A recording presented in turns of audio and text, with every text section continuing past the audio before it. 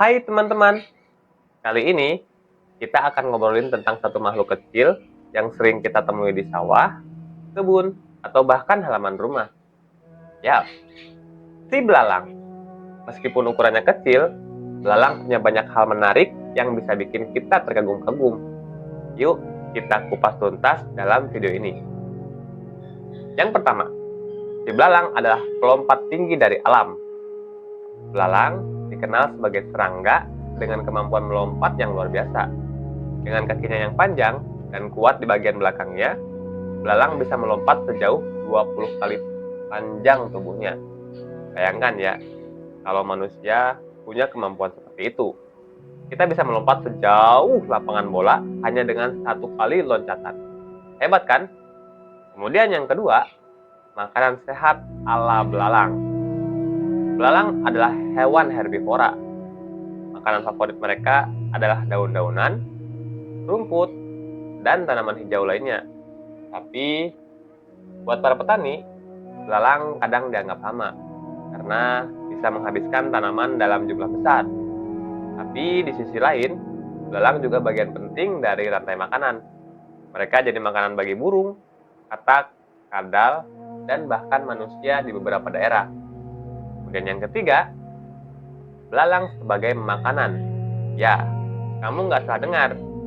Di beberapa tempat, seperti di Indonesia bagian timur, Thailand, bahkan di Afrika, belalang dijadikan camilan. Digoreng dengan bumbu khas, belalang jadi sumber protein yang sehat dan murah. Katanya sih, rasanya gurih dan renyah. Kamu berani coba? Kemudian yang keempat, suara khas belalang. Kalau kamu sering mendengar suara nyaring di malam hari, bisa jadi itu bukan belalang, tapi jangkrik. Tapi belalang juga bisa mengeluarkan suara loh. Mereka menghasilkan suara dengan cara menggosokkan sayapnya atau kakinya. Proses ini disebut stridulasi. Suara ini digunakan untuk menarik perhatian belalang betina atau memberi peringatan pada musuh. Kemudian yang kelima, peran penting dalam ekosistem. Meskipun sering dianggap pengganggu, belalang punya peran penting dalam ekosistem. Mereka membantu menguraikan bahan organik menjadi makanan bagi hewan lain dan berkontribusi pada keseimbangan alam.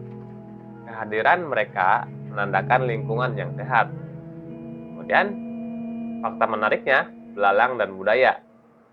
Tahukah kamu, dalam beberapa budaya, belalang dianggap simbol keberuntungan dan ketakutan. Bahkan di Tiongkok, dulu orang memelihara belalang disangka kecil sebagai hewan peliharaan yang membawa hoki. Baik, sebagai penutupnya, jadi teman-teman, jangan remehkan si belalang kecil ini ya.